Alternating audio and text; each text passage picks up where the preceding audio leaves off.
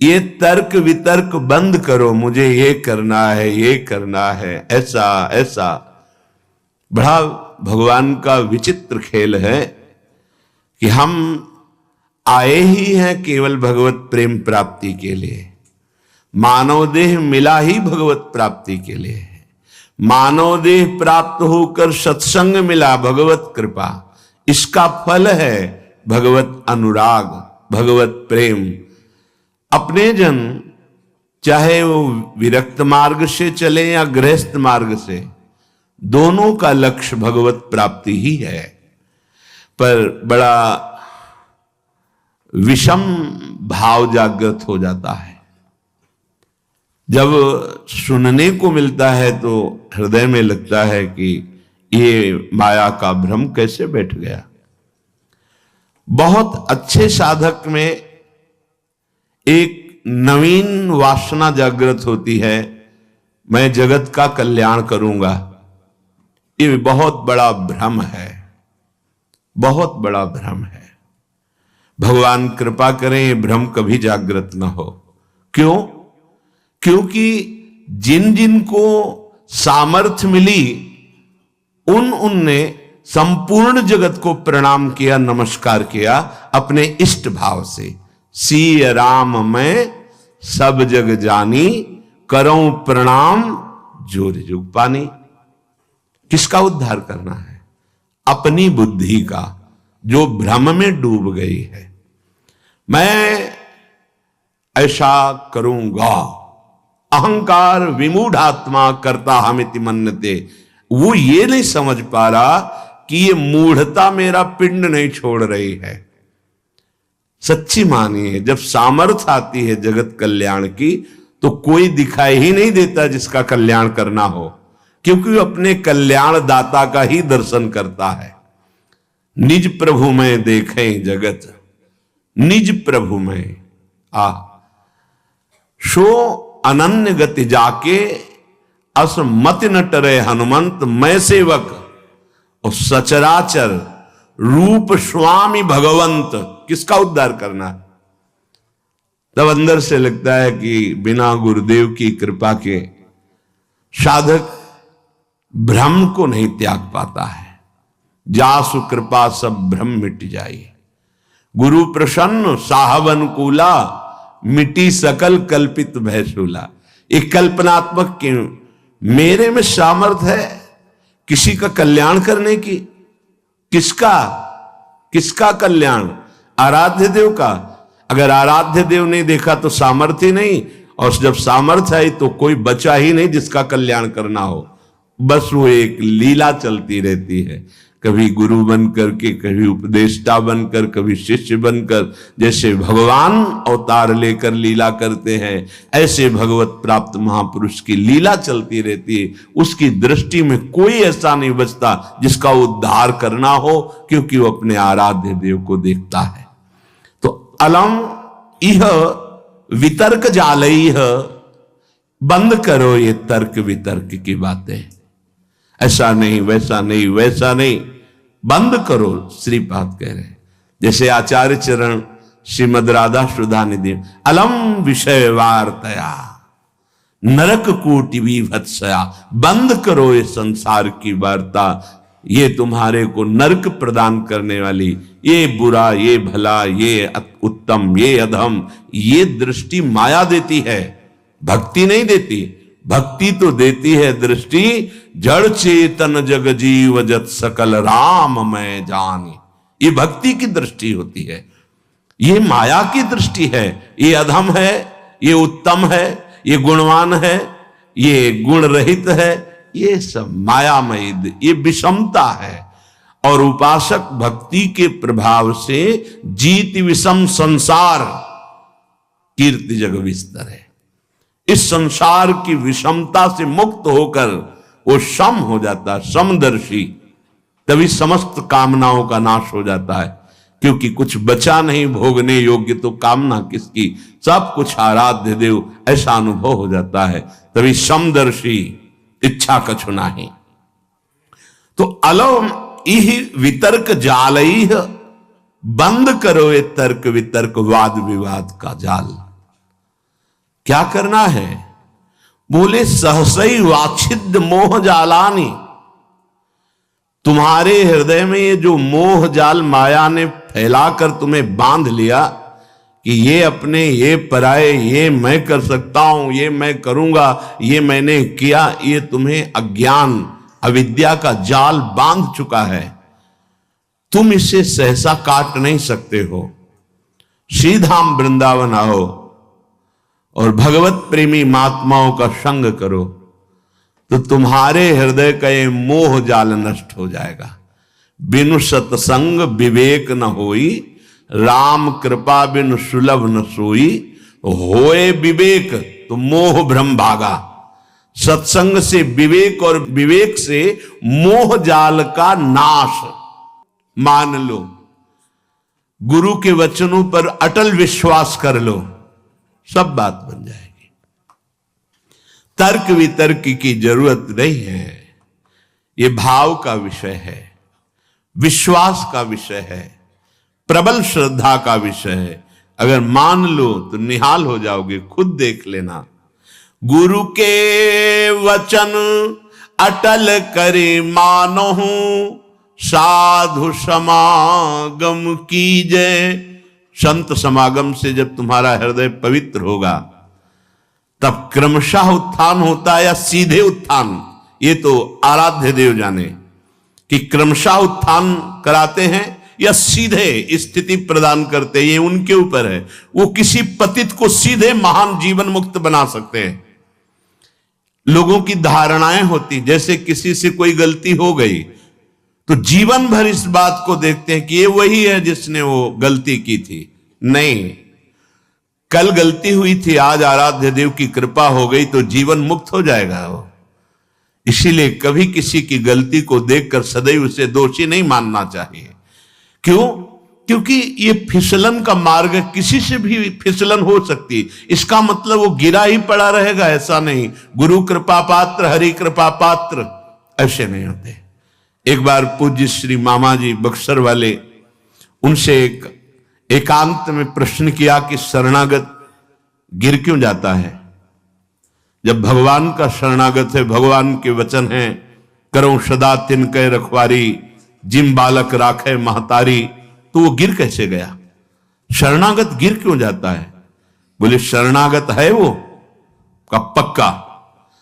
तो बोले फिर वो बाल है खिलाड़ी के हाथ का, वो गिरा नहीं है, वो नीचे पटका गया है, तो गिरना ही तो हुआ ना।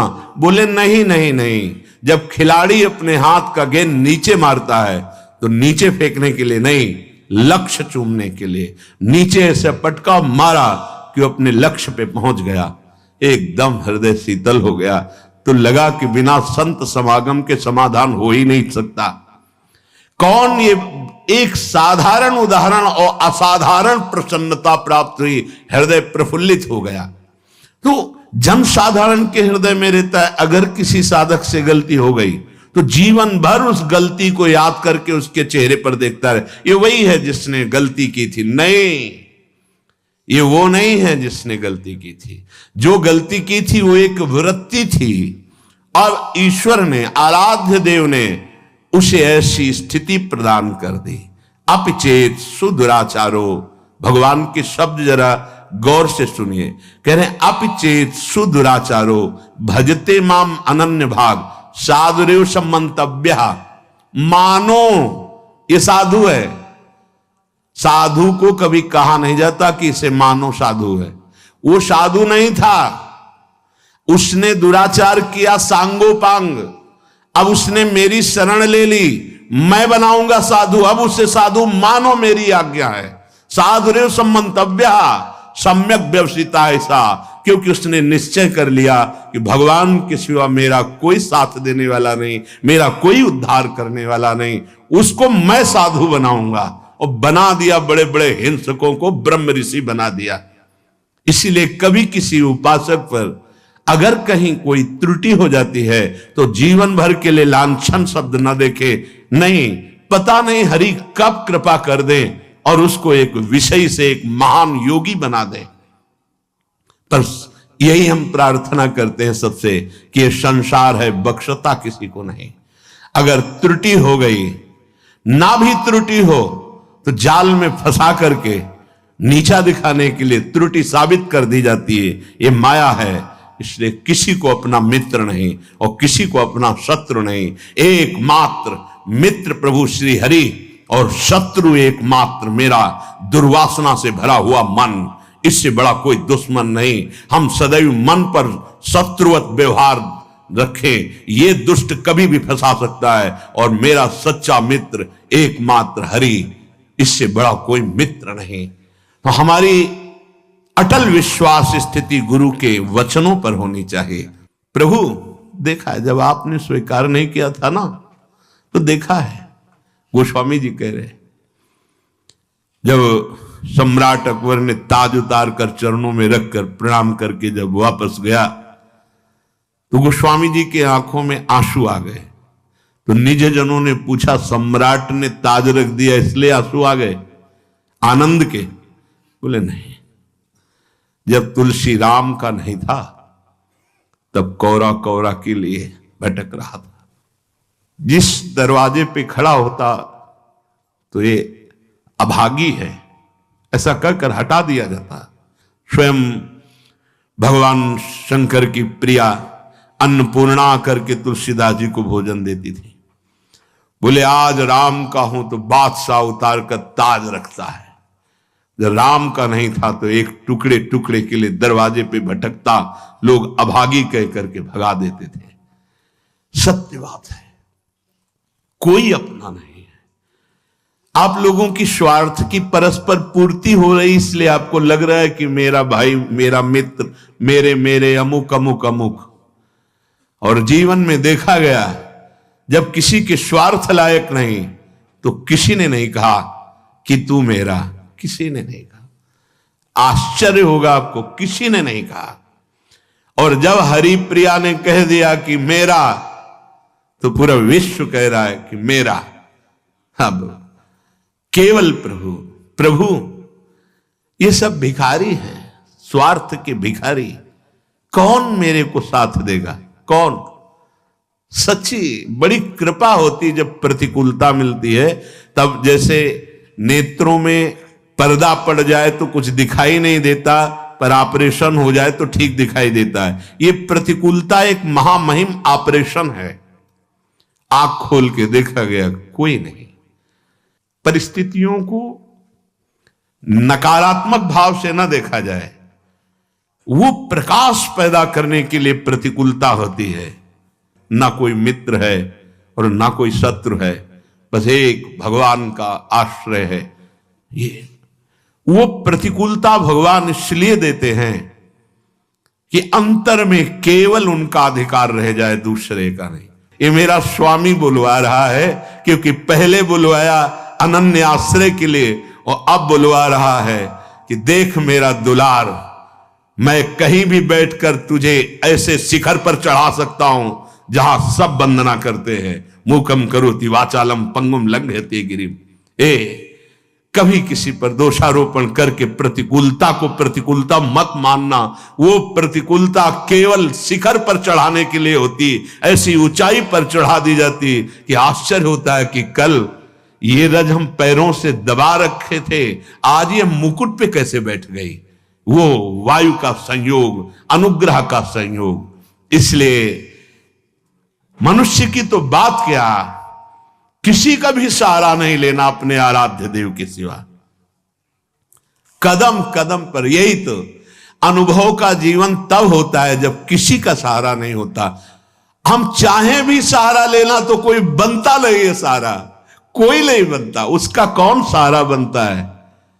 जिसका संसार में किसी भी गुण से संबंध नहीं है, कौन सहारा बन? कोई नहीं। सच्ची मानिए, बड़ा भ्रम है कि हमारा कोई मित्र है और या हमारा कोई सहयोगी है। इस भ्रम को मिटा दीजिए। सच्चा मित्र केवल एक मात्र आराध्य देव है। ये समझ में आ गया तो छाती फूल जाएगी और चौड़ी छाती करके विश्व में सीम की चाप सके को तासु, बड़ रखवार रमापति जासु। ये हम कृपा की बात कह रहे हैं। कभी किसी को नीचा मत समझना। वो मालिक का एक दिया हुआ पार्ट है, वो उस समय की लीला है केवल। वो कुछ क्षण उसके अभिमान को रौंदने के लिए, वो दैन्यता प्रदान करने के लिए लीला है।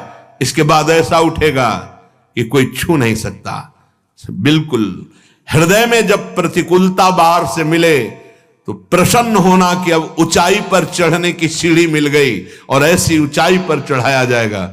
सच्ची आपसे कहते हैं, भगवान के सिवा अगर किसी का सहारा मन में है तो धोखा ही मिलेगा। और जिसे केवल एकमात्र इष्ट का सहारा, उसे बाहर से कोई पहचान नहीं सकता।